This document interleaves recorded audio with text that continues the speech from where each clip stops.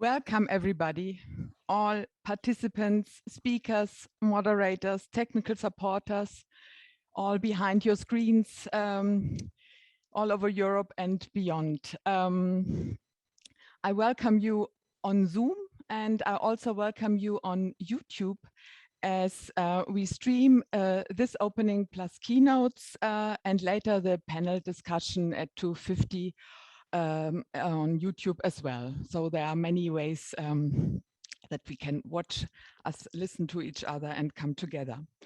My name is Angelika Eder. I'm one of the two directors of Genshagen Foundation and head of the section Art and Cultural Mediation in Europe.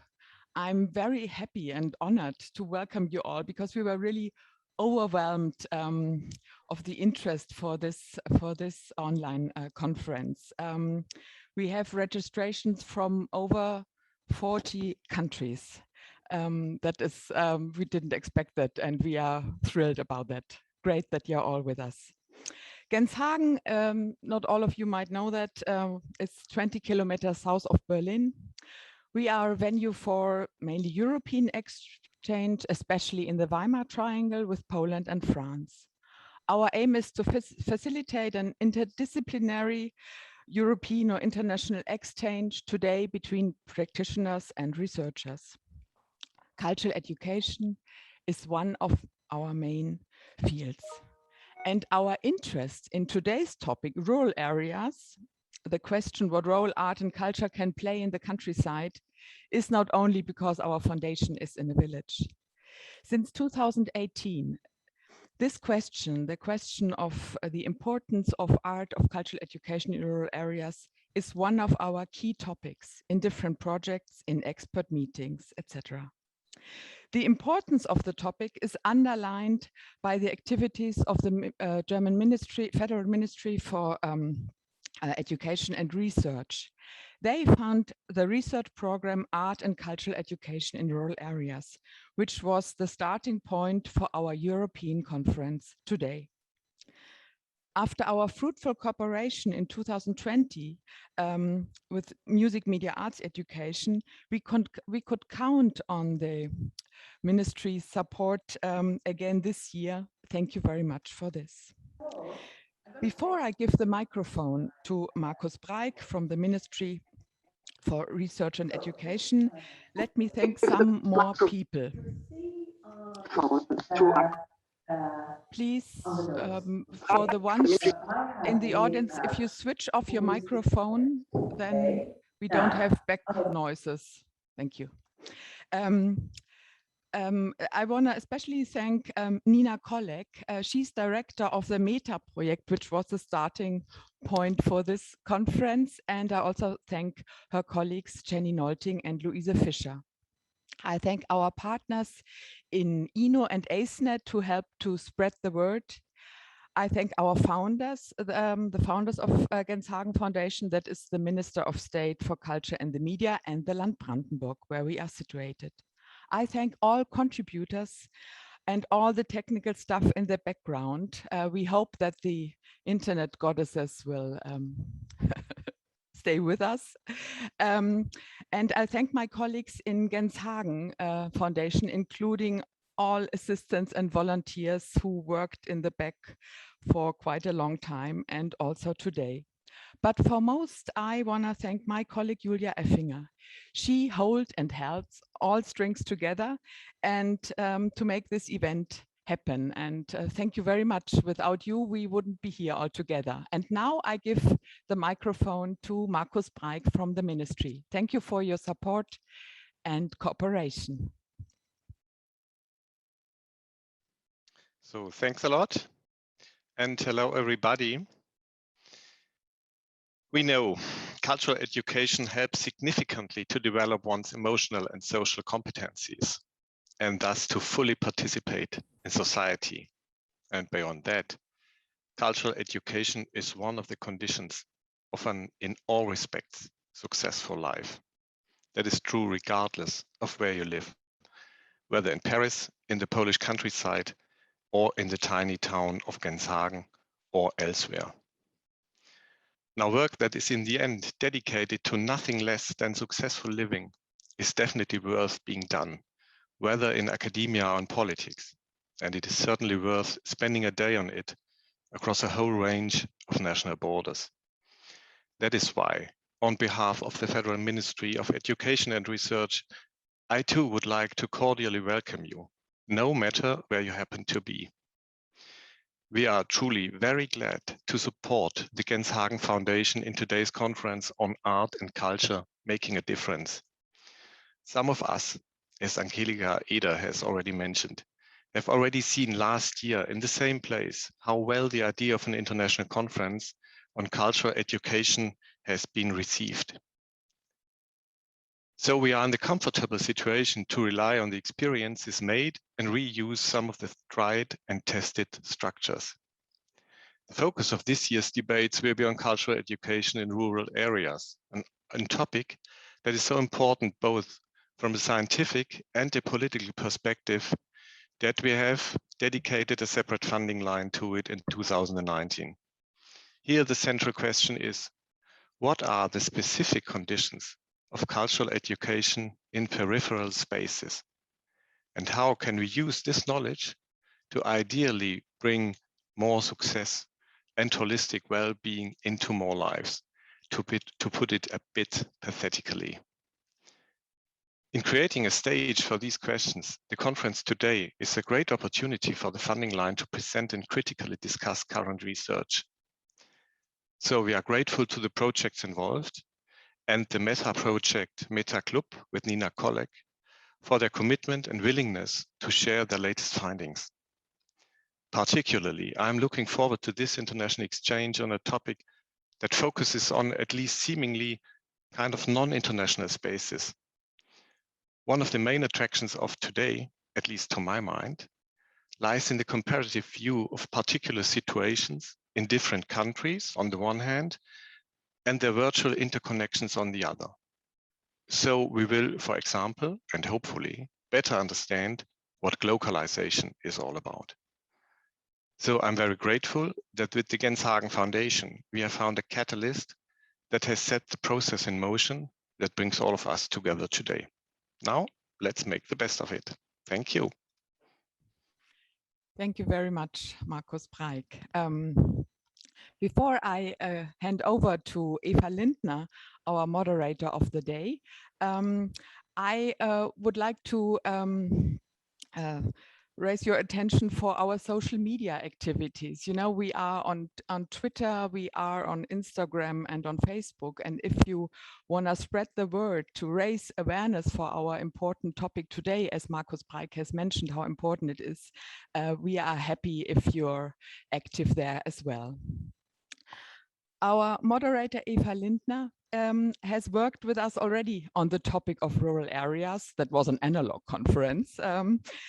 She is a journalist, moderator, and trainer in media strategy. More in you can find, of course, in the speakers' biographies. You have the material all received. And I thank you very much, Eva Lindner, that you will guide us through this day and help us in this large group to to have an exchange, and that you will lead us to all the discussions and exchange. Thank you very much, and I wish us all a very interesting day. Thank you. Thank you very much for the opening and the introduction, Angelika Eder, and also Markus Pike. And a warm welcome to all of you from my side, participants via Zoom and viewers on YouTube, to our today's European Conference, Arts and Culture Make a Difference, by the Genshagen Foundation. As Angelika Eder said, we came together from more than 40 countries, and we did get more than hundreds of registrations for this conference from all over Europe. And this shows, as also Markus Pike said, how big the interest is in rural areas. And even thought we can't come together in the beautiful Genshagen Castle, the advantage of an online conference are visible. Access is easy and inclusive. And we can all join no matter where we're from. I'm German, but I live in Valencia in Spain, and I work for Germany all online. And this is also what Europe means to me: exchange of cultures, limitless possibilities through digitalization, and also challenges, but even more opportunities. And as we all know, collective action is repeatedly called into question in Europe. So today, let's act and work together. Again, as Angelika introduced me, my name is Eva Lindner, and I'm very happy that I may guide you through this conference today. Let me quickly introduce you to our today's schedule. The first part of the event will provide insights from Germany and Poland on global issues and will be dedicated to cultural transformation processes in rural areas. In the second part of our today's conference, we will discuss concrete and practical issues and exchange in workshops. There will be time for you to network and exchange informations. And in the third part of our conference, there will be a panel discussion on the topic of arts and cultural education and the so-called globalization, the connection between globalization and local or regional particularities will conclude this event.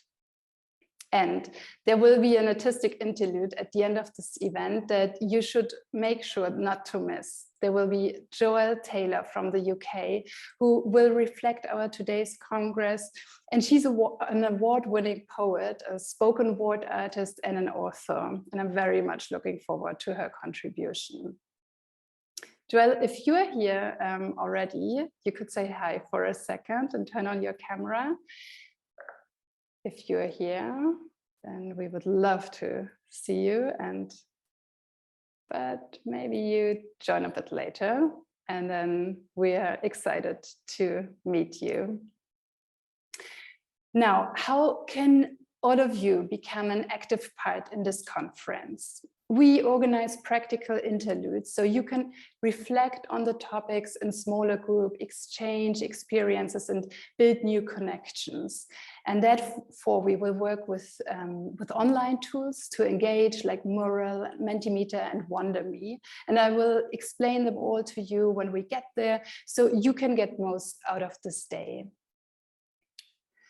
Also, after the insights and after the panel discussion, you are invited to ask questions, and you can write them in the chat. And Julia, who will moderate the chat, will hand them over to me. We are a lot of people today, so I try to make sure that we get most of your questions asked to the panelists and to the speakers. But if that isn't possible because of the loads of questions, then please bear with me. Our chat today will be moderated by Julia Effinger, who organized this conference. And Julia, can you say hi quickly to everyone so we can see you? A warm welcome from my side as well. Glad to see you and wish you a good time today. Hello. Thank you, Julia, and I'm so happy to have you also as a co-moderator in the chat, and to know that you're on my side today. And also there's Paul, our technical moderator, who will bring in all the slides, who brought in all of you. So Paul, can you say hi to everyone quickly?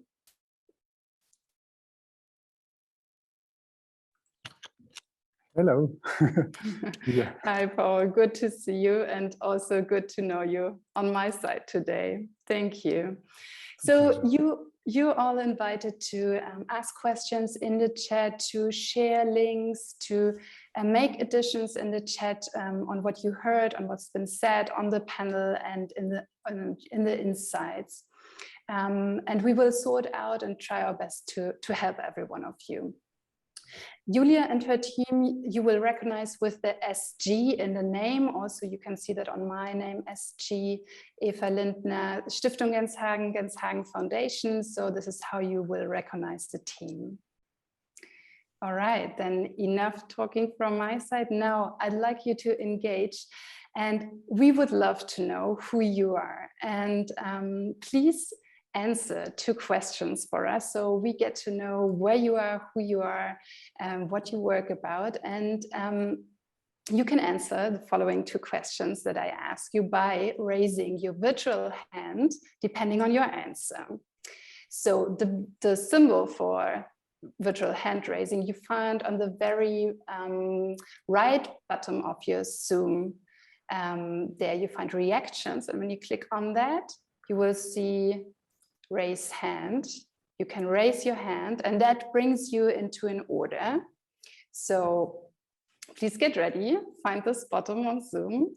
And the first question I like to be answered by you is, do you live in rural areas or in the city? And everyone who lives in a rural area, raise the hand now, please. Great, I see you found that one. You know Zoom already. And now you can switch through your gallery and click on the arrow and see how many people live in rural areas in this conference. Great, I see more and more hands raising. So you get an impression of how many people actually live in the areas that we talk about today and how many live in cities. So I guess everyone who doesn't raise their hand lives in a city. You can also add in the chat where you actually live and write in the chat where you are based. So thank you for that. You can lower your hand again. So we get ready to answer the next question. This worked perfectly well. Thank you all. So now we'd like to know, is your work focused on practice or on research? If you work in practice, if your work is focused on practice, please raise your hand now. Get on reactions, click on reactions, and then there you find your virtual hand. Everyone who works practice, raise the hand. And everyone who doesn't works in research. And now you can click through your gallery and see how many people working in practice. We are many today, so it's hard to click through all of the sites, but we get an impression. Right, so a lot of people working in practice. Great, thank you so much. Perfect. Oh, and I just got the message. Thank you. You can lower your hand again. So now I know that you're all very much familiar with Zoom and you're there and you're all awake and we can start this conference. And I just got the message that Joelle is with us now, our artist who will do the poetic conclusion of our conference today. So Joelle, if you want to say hi to everyone, that would be lovely to see you for a second. Oh, hello everyone. Thank you so much for inviting me today. You can see by my throat I've had some laryngitis. Apologies, I'm a little late. I think the time is different in the UK. It's still just 9 o'clock in the UK. I was expecting to join at 10. But it's amazing to see everybody here, and I'm really looking forward to listening in on all of your discussions and lectures and trying to come up with a piece of poetry to deliver at the end. Thank you. Thank you so much, Joelle. We're so looking forward to that. Thanks for joining. I can hear that gives you a hard time speaking, but we're very excited you're here with us today. Thank you. Now, this conference aims to reach out to you as researchers and to you as practitioners to discuss the role of arts and cultural education in rural areas and its future, and understand how we can implement research results in practice. And the focus of the foundation works are German-Polish and German-French relations. And that's why today we have two insights from Germany and from Poland. Unfortunately, our key speaker from France, Claire Delfosse, had to cancel due to illness. So we have only these two insights today. But I know we make the most out of it. And I know that Nina Kolleck is here, our key speaker from Germany. Nina Kolleck is a professor of civic education and education systems at the University of Leipzig. She's the director of the BMBF, so the Federal Ministry of Education and Research, founded META project Arts and Cultural Education in Rural Areas, the so-called MetaKLuB There are 21 projects, and 6 of them will offer workshops today. And Nina Kolleck will speak about the aims of the funding program. Welcome to our first insight: prospering research, sophisticated practice, and diversity of cultural education in rural areas.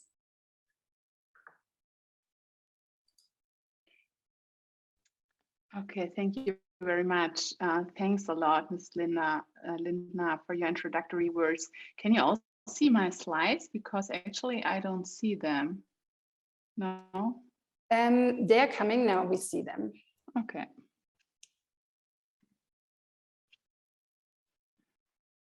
Yeah, thank you very much.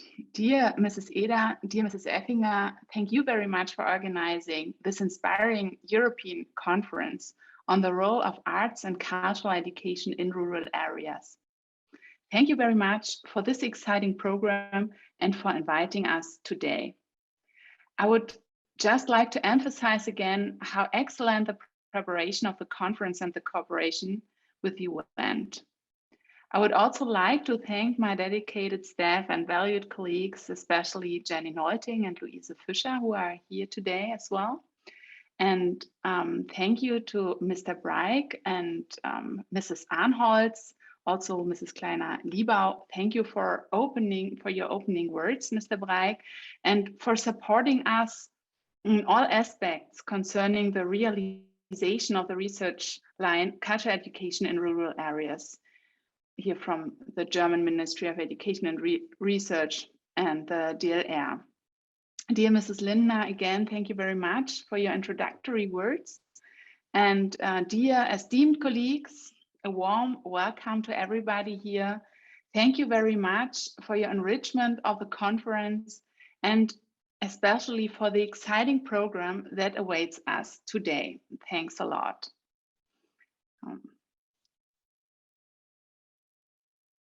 The last 1.5 years have taught us a lot, but above all, they have shown us good cultural and arts education in rural areas is indispensable. And it is important that we talk about its future and about education opportunities in rural regions. So I'm particularly pleased to welcome you all here today to the conference of the Genshagen Foundation. The past 1.5 years have brought many changes.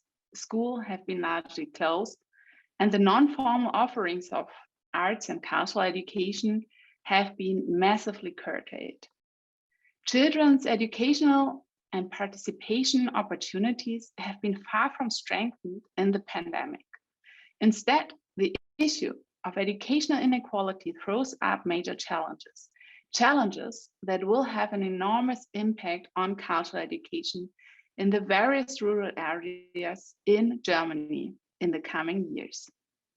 Today's conference is not just about the pandemic. Rather, we will take a comparative look at the research and practice of arts and cultural education in rural areas in Germany, in France, and in Poland. My dear colleague, Piotr Michalowski, will introduce you to the situation in Poland after my presentation. So in my brief input now, I will therefore focus on the situation here in Germany, the situation of arts and cultural education in rural areas in Germany. In this presentation, I will illustrate a few aspects related to the state of research in Germany. In doing so, I refer both to the valuable research of the individual projects and to the research of the META project itself. The META project of the research line, in this project, which I'm heading, we are evaluating quantitative data on arts and cultural education in rural areas, and we are developing a systematic review of the research literature.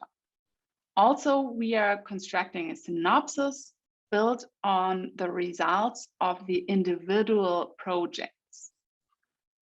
So there are many projects funding in the whole research line, and there is a META project, which is kind of above all projects.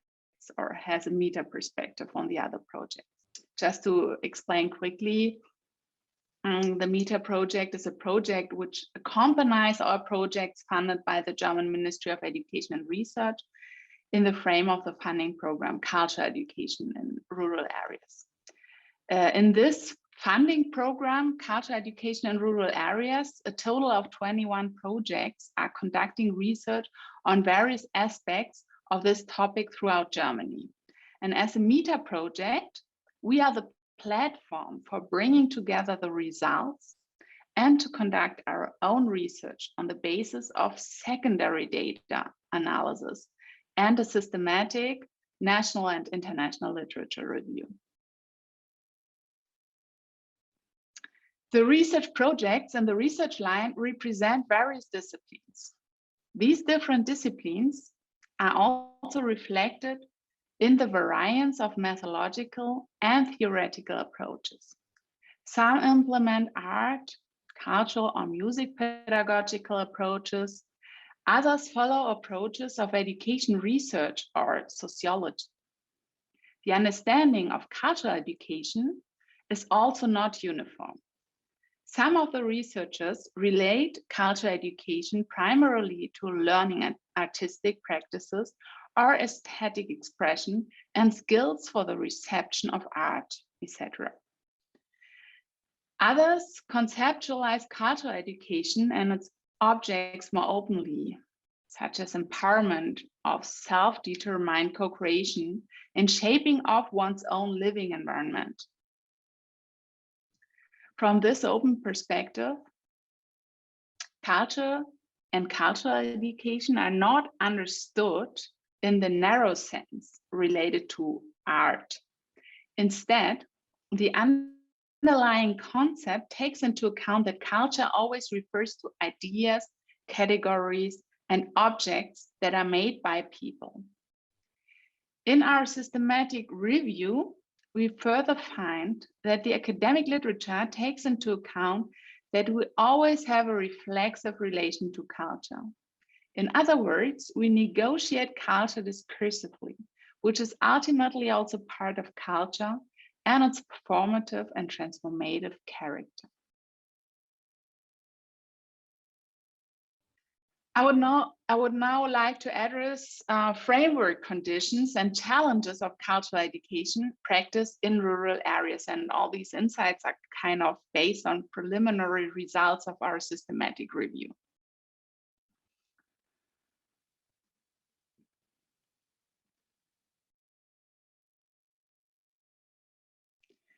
In the META project, we take a rather general look at the research field. However, the different rural regions in Germany show very different conditions. So there's a high diversity in Germany concerning rural areas and especially cultural education and arts education in rural areas. On the one hand, we find peripheral rural areas with strong migration tendencies or major problems in the provision of central facilities. On the other hand, there are rural areas with a broad support of cultural activities, non-formal education, an influx of people, and a well-developed infrastructure. Thus, in some regions, there are greater challenges to overcome than in others. At the moment, however, our main concern is to work out on a more general level the essential framework conditions and challenges that have an impact on the practice of arts and cultural education. In the course of the research of the funding guideline, further differentiations will become apparent, especially through the valuable results of the individual research projects. Today, however, I would already like to take a look at 3 areas that affect the general framework conditions of educational work. First, the political framework conditions, then the infra and socio-structural dimensions, and finally, the social dimensions. In Germany, cultural education takes place in particular in the non-formal or out-of-school sector. This sector is supported by overarching federal funding programs, such as the current Kultur macht stark or Culture Makes You Strong program, but also at the state and local levels. The municipal level is often crucial for the diversity of offerings and the networking of local players. Overall, it is therefore often crucial to enable funding and the bundling of resources at the level of municipalities and districts. For many education actors, support from the municipalities is crucial. Municipalities support networks, collaboration between schools and non-formal education venues, and applications for funding. In view of tight budgets in the municipalities, competencies, knowledge, and infrastructure often have to be bundled. For cultural education and arts education, collaboration with cultural institutions in the nearest largest cities is often necessary. In addition, the financing of cultural education is sometimes associated with challenges, especially when cultural education is carried out by volunteers. So volunteerism is an important topic in this area. Volunteers often do not have the opportunity to write time-consuming applications and acquire resources. An additional challenge remains the continuation of model projects after the end of project funding. Some local associations or districts with good staff and material resources have, for example, set up intermediary coordinating offices.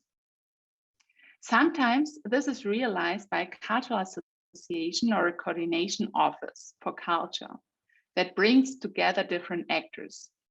In the international literature, those coordination units are mostly called backbone organization, especially also in the German literature, for example, on Bildungslandschaften or in educational regions. Such backbone organizations, offices, can systematically contribute to the further development of successful programs and projects. That's what we see in the academic literature and also in evaluation studies from around the world.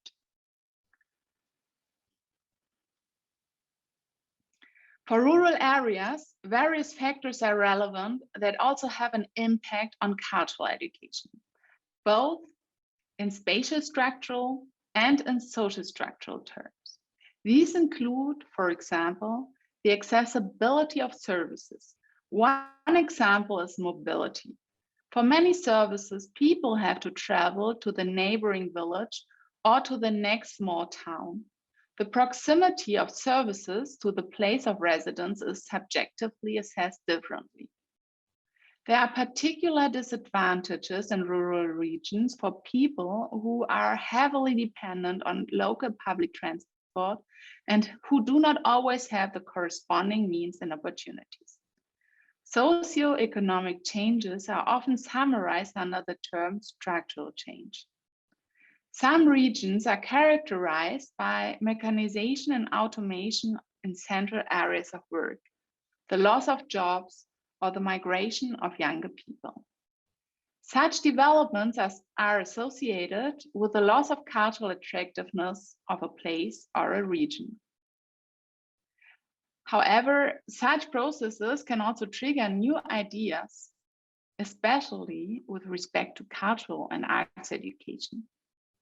One example, I would like to mention one example, that's the EU's LEADER program from the 1990s, which links cultural tourism and cultural education.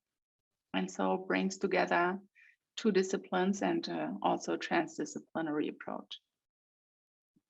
Approaches which are frequently discussed at the moment are educational networks, learning regions, or collective impact. Here, school and out of school places, so formal and non-formal education or learning venues are systematically networked and linked together in a given region or place. The aim of those networks, educational networks, is to focus more on individual local needs and individual learning paths of youth, but also adults and children, of course. Another highly relevant topic at present is digitalization. Here too, however, there are still many major challenges. These include resources, investments, and training. And this is particularly true for rural regions in Germany. Finally, I turn briefly to the social dimensions that can be counted among the framework conditions. Due to the specific conditions in rural areas, there is often a great dependence on the commitment of individuals. So, for example, cultural mediator in local politics, coordinator of an educational or cultural institution or a service center. Other individuals can also take on key positions. Often they are even volunteers. Volunteering plays an important role in arts and cultural education in rural areas in Germany. If volunteers fall away, local arts and cultural education threatens to collapse. So often, arts and cultural education in rural areas in Germany depends on volunteers. This tendency can, of course, be counteracted. For example, with institutional, technical, and professional support and supervision, further training of volunteers and professional management of the collaboration or networking of the various actors from different educational fields. In addition, aspects of participation and co-design can be decisive here.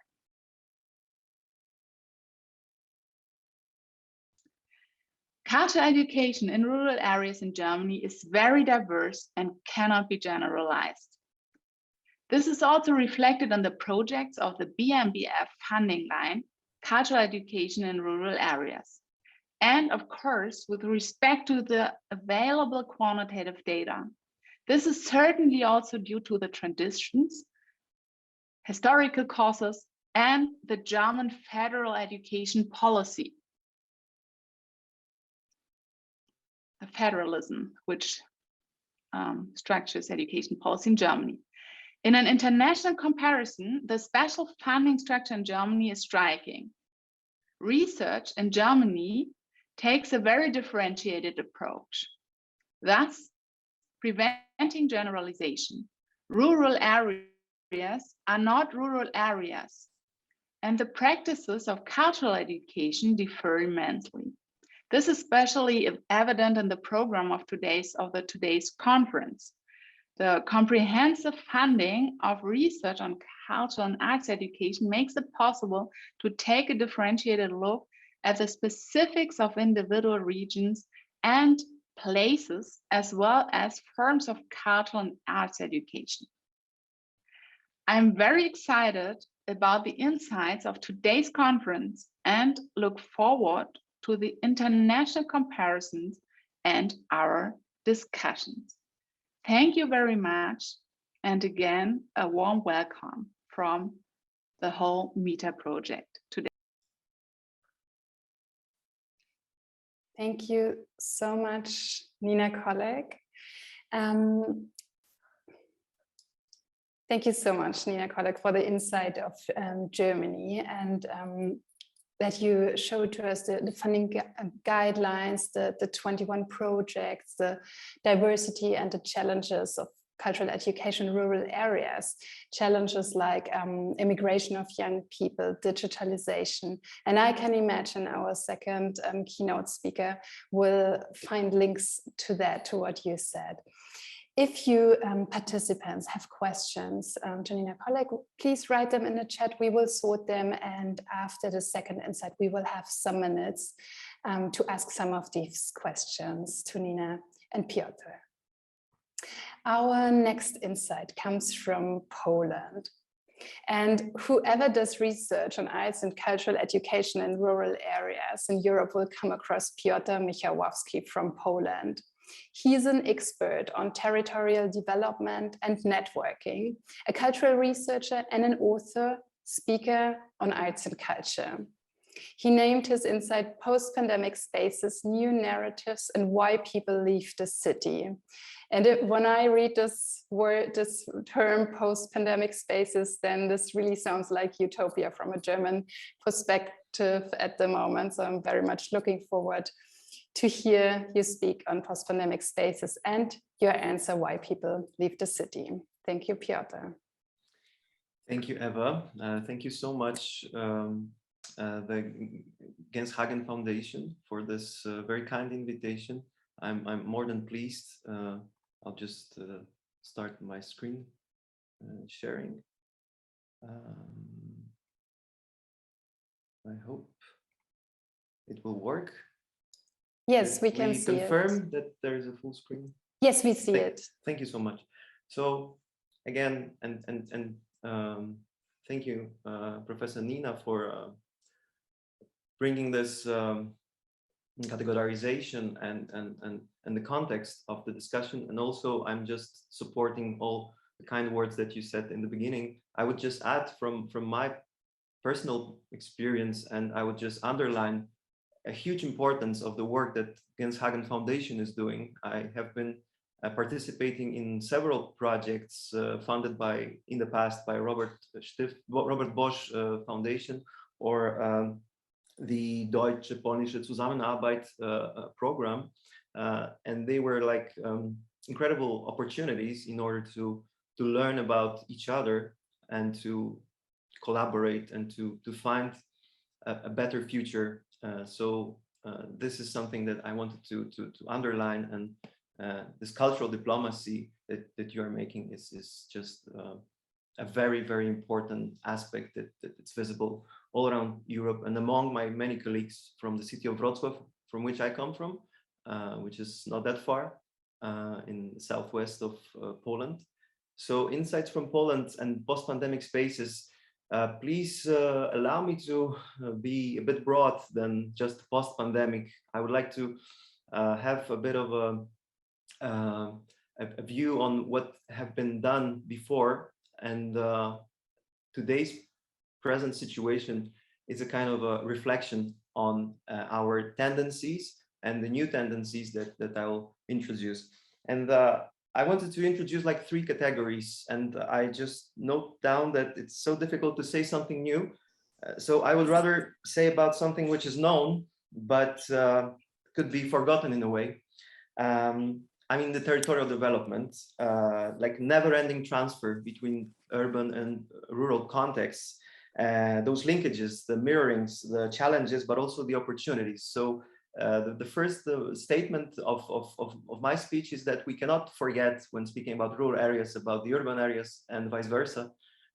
This is just like inevitably connected, and so crucial to be considering their one organism.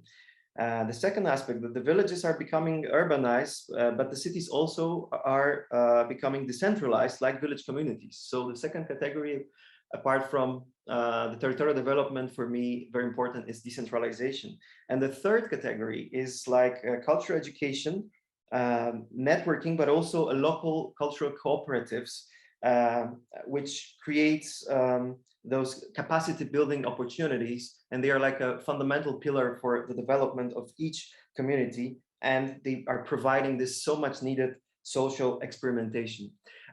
During the introduction, it was mentioned it's so important to be finding ourselves in the interculturalism. So I wanted just to say from my situation that I'm now in Greece, not in Poland, neither in Brussels, that I represent also European Network of Cultural Centers, ENCC, but by the Opportunus scholarship, I have the opportunity to prepare music for a fantastic video based on the David Attenborough BBC series.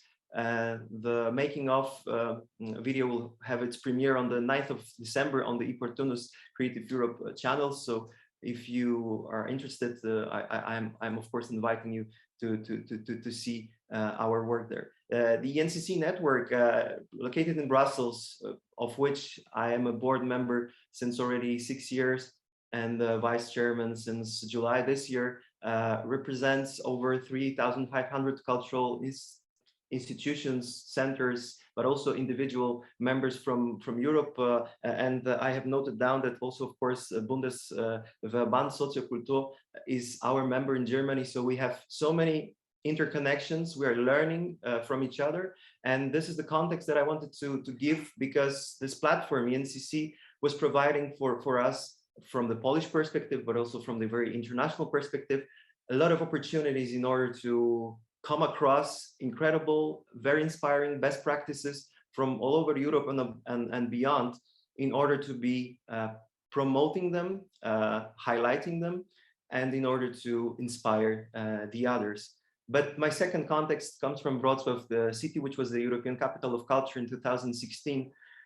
And my work in the cultural department was related to, now in the last 3 years, to mostly artistic scholarship programming, and also Wrocław Cultural Congress, but also the aftermath of the ECOC, the legacy of the ECOC. And one important aspect for here is that we have been recognized by the UCLG Agenda 21 for Culture Award. This was just given a few days ago. Due to pandemic, everything was postponed. And Wrocław had a special mention since we have initiated the program of not only a decentralization in the city, but also of the civic participation, which led us to be creating a civic advisory board for culture in the city. But with the majority of the social representatives elected in the common elections. So it was a popular vote that decided who is going to be a member of this council. And immediately the connection between rural areas that I know comes here, because we also had our civic advisory board for culture coming from the local animators. It was formed from the local animators, which were coming from 24 villages. I was living in and working for the community outside Wrocław, just 30 kilometers away, a bit like Genshagen, but very rural areas.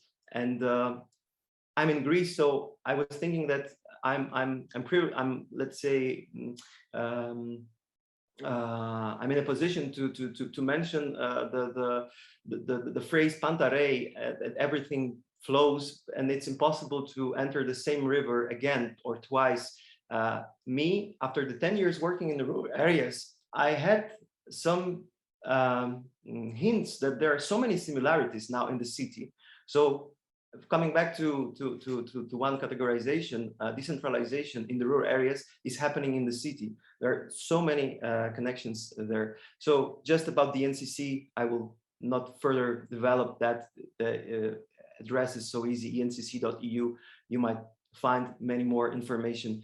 But when we come to the city of Wrocław, as I mentioned, 24 villages in our community. Now we have 24 local activity center in Wrocław, which are located in several neighborhoods of the city. And it was also possible due to decentralization and improvement of the local neighborhoods in the city, which we have like 48. So you can imagine that immediately now, after 5 years, after 5 years of ECOC, we have like already 24 very alike to village community social activity center, which are programmed by the local inhabitants. And for Brussels and for the NCC, we are also participating in several Voice of Culture dialogues between the European Commission. And recently, we're also presenting our Wrocław program, which was like an answer to the COVID crisis. And one of the best practices that we shared was a program dedicated to interventional purchase of the paintings from artists in Wrocław.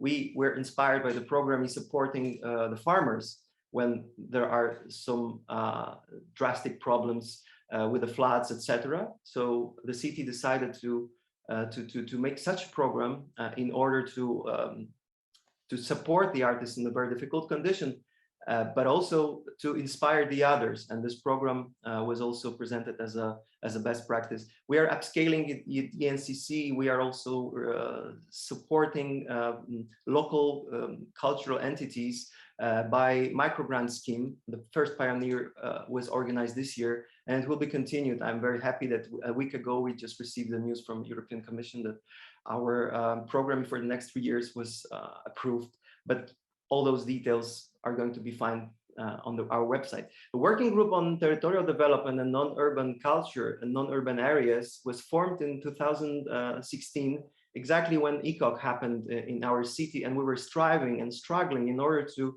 bring the rural areas into the debate. Because as mentioned in the beginning, we are not able to be speaking about the city perspective only or rural only. So we wanted to create those bondages, and we have organized a 2-day conference, open space conference, which was leading us to create the crowdsourced manifesto on territorial development with international participation of several European stakeholders from around 12 to 14 countries, if I remember well, over 100 participants. And we have been discussing for 2 days the key aspects that are coming from our practice points of views in order to shape a manifesto that would inspire the other practitioners, but also European Commission. In 2020, in March, we launched a document which gathered finally over 200 participants from 23 countries. So we legitimate our thoughts and let's say all the insights with grassroots recommendations coming very from the very local communities in Europe. And we're also focusing on arts as a crucial aspect, a crucial platform for social interactions, for social experimentation, for providing this freedom of expression, for making something unregular, unusual. I will not go into details because you can all find in the document. I will share the links after the presentation. The second very important policy paper prepared and presented in Brussels in March 2020 was Beyond the Urban, Contemporary Arts and Culture in Non-Urban Areas as Keys to a Sustainable and Cohesive Europe. And we have prepared this policy paper with Culture Action Europe, ITM, and the Trans-Europe halls. And you can all see in that file what kind of the insights we were just enclosing there. So I will not also go into details because we will lose much time on that. But when we come to rural areas and when we come to social experimentation, when we come to all the aspects of how the tradition might be sufficiently supporting the intergenerational dialogue, we are coming to also our experiences from the past, from for example, Grundtvig programming, the master learner situation in which the elderly citizens were able to transmit their fantastic skills of songs learned, but only from the word of mouth tradition, from singing that songs in the houses in the past. And the intergenerational dialogue was something completely essential and was giving incredible results afterwards when we're able to create more and more projects from that. The old memories, the photographies, all related to bringing generations together. And I will later on say why this is so much important. Also, I mean, in other contexts. And of course, as I was saying about city, here is the network of rural cultural houses slash local assemblies, and we have had like 24 of those. So I imagined myself coming to the city having completely different agenda, but then I realized that they are so completely interconnected. And what was important, and the metaphor that it's used for Wrocław now, it's that we cannot have just the stations without the train tracks. In order to have a train working and driving, let's say, efficiently, we need to build the tracks between us. So for me, this is one of the most essential metaphor of the networking. And then we can create those programs, and Professor Nina was mentioning the proximity, which is under the question mark in the rural areas, the problem with the transportation, all the challenges. So we have organized several programs that were overcoming that problems in order for us to be in mobility. So mobility programs with, for example, bread oven that was like on the trailer, driving from one village to another in order to provide such intergenerational workshops, or the other workshops on pottery. But like in one day, everything was happening, and the oven for bread was standing in one place, and the ceramic oven was in another place. We didn't need any electricity, and we're organizing such programs for the community.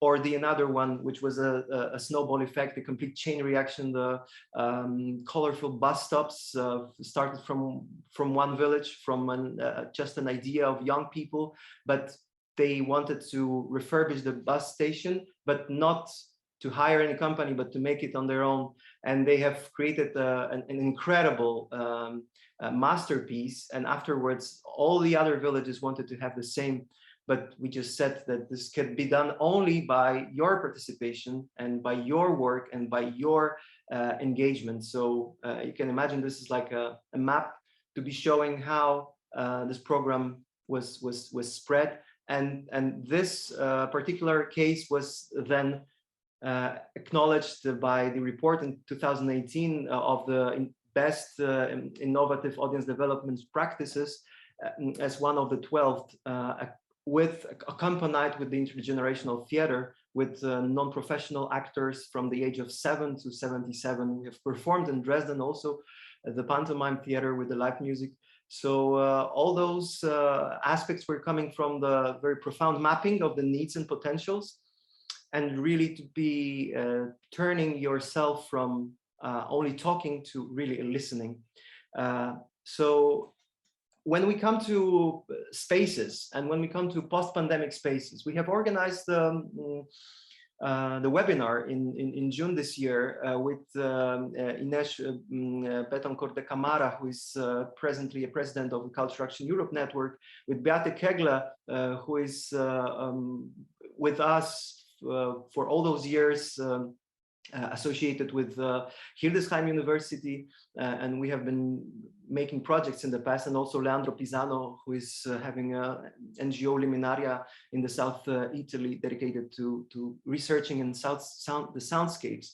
And we have been reflecting over a lot agendas from those countries, but also beyond. And we have been saying that the need for togetherness after the pandemic is just crucial, that the pandemic gave us the opportunity to reflect on our lives.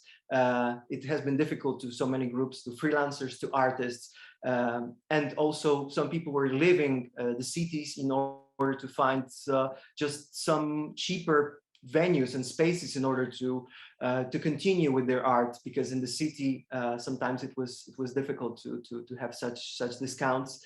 And of course, the digital media helped to empower the networking, although we need to go out and step beyond from the digitalism, let's say, in order to continue what's essential to us. To meet each other and to continue this incredible and important, never-ending exchange. So our rural communities have the potential of over turning narratives of marginalization, and their challenge in the coming years is to become aware that they can recombine existing elements to change that paradigm. And the people, human beings, are the most important in our projects. We cannot forget about it. This was said during the webinar.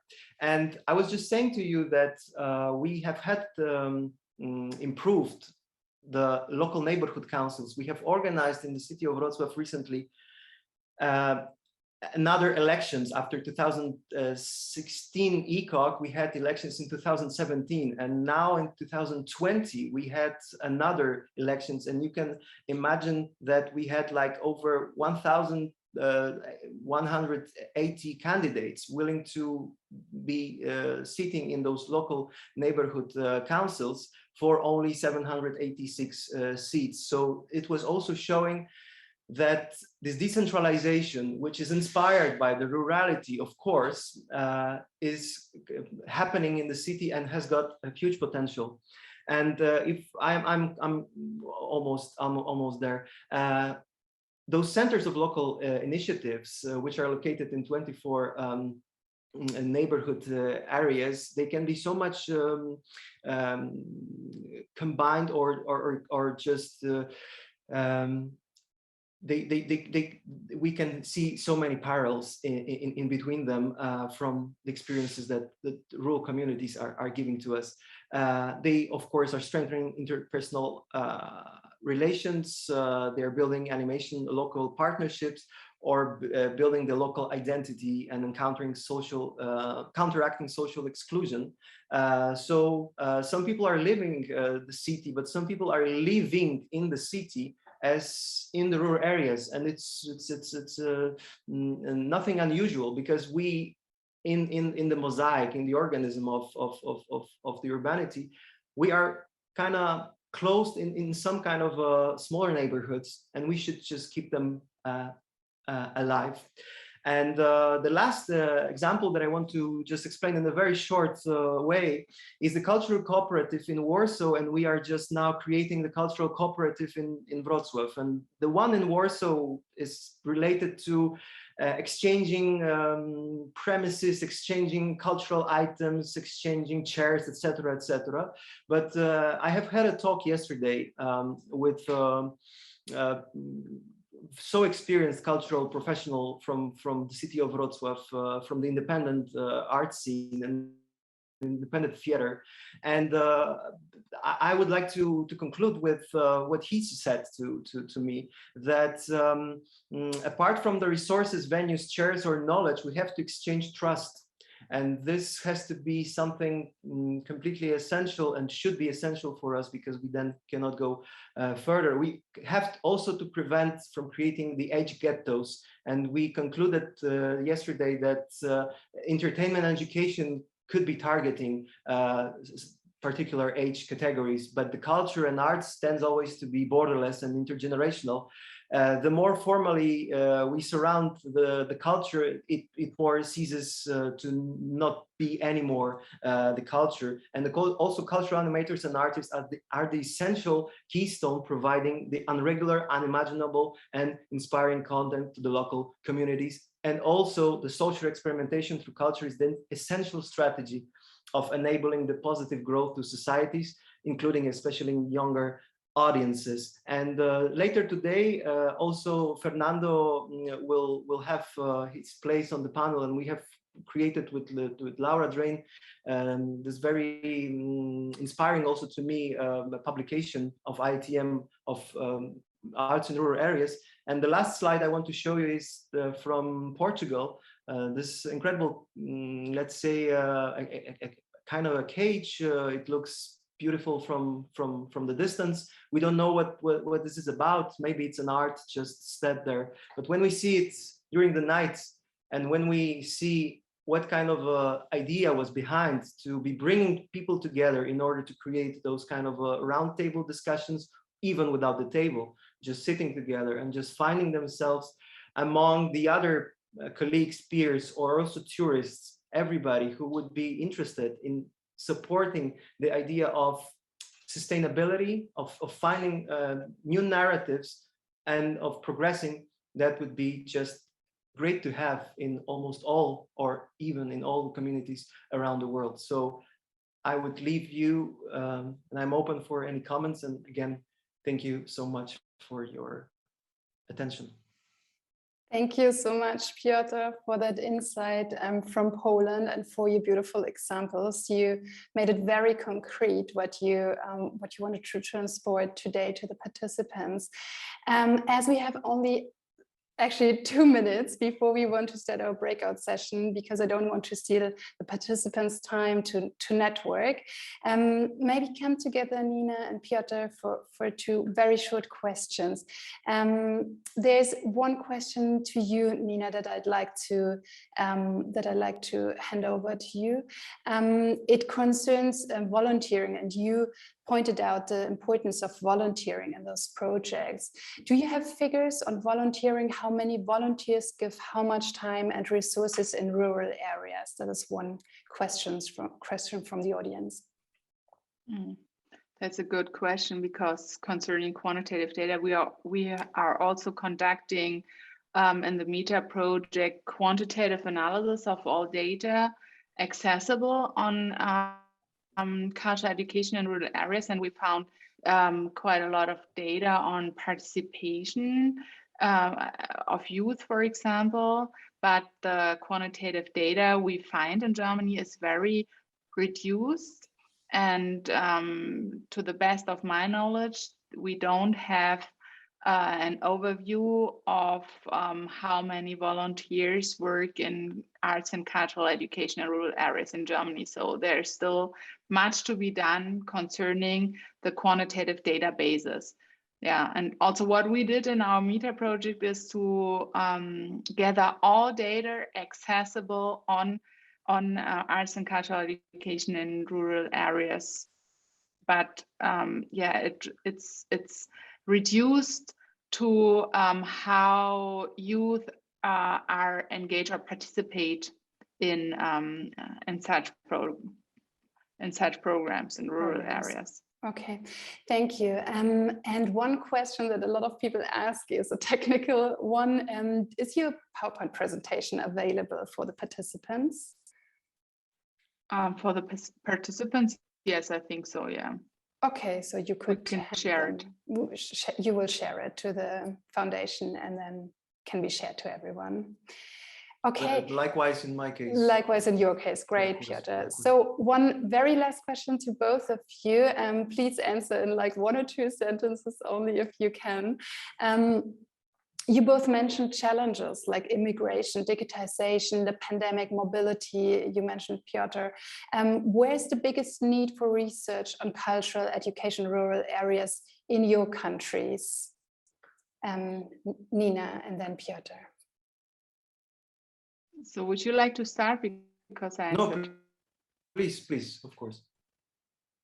I think it's volunteering is one aspect which is very important here, and the other one is East and West differences, which we're working on, and also, yeah, actually it's hard to evaluate the challenges. I raised some challenges, also digitalization, and also social inequality in rural areas, and also what we see in Germany is the polarization and radicalization, which confronts also arts and cultural education. It's kind of difficult to say one of the challenges is more important than the other, but above all, I think that democratic education is a key challenge. Okay. Thank you. And social cohesion. Sorry for interrupting. Piotr, can I have a quick answer from you, very briefly? I think that the cultural education is so crucial in all the aspects, but we can learn each other a lot, meaning that not necessarily we should be waiting for some, let's say, professionals only to come and to educate us, but we should be organizing, and this is what we have been doing also in the rural areas, to improve the competences of the local emerging leaders or local leaders in order for them to be the multipliers of any kind of further dissemination, because it's so impossible. It's the debate that we had in Poland, for example, with the folklore. I am also the musicologist, so the discussions were that in the past years there were like professionals coming to one village or another, like, and generally to whole the country, and they were recording let's say those people who are having this precious heritage, let's say. But nowadays it's just impossible logistically, so we just have to organize ourselves. And we are in a privileged position. For example, in Poland, we have over 2,500, if not even 3,000 cultural centers in the whole country. So if having competences of one person improved in all of those, we could be making wonders. And this goes to every example that we have been discussing, meaning that we should take action, and we should be, in my opinion, very much taking the responsibility also, because this is our own, let's say, for our own good. We cannot neglect at all. Okay. Thank you. We get your message, Piotr. Thank you so much to both of you for your insights and your time. Nina Kolleck and Piotr Michałowski. There are more questions in the chat for you. So if you have time and you'd like to answer them in the chat, I think some of the participants would be very happy about that. Thank you so much for being with us today.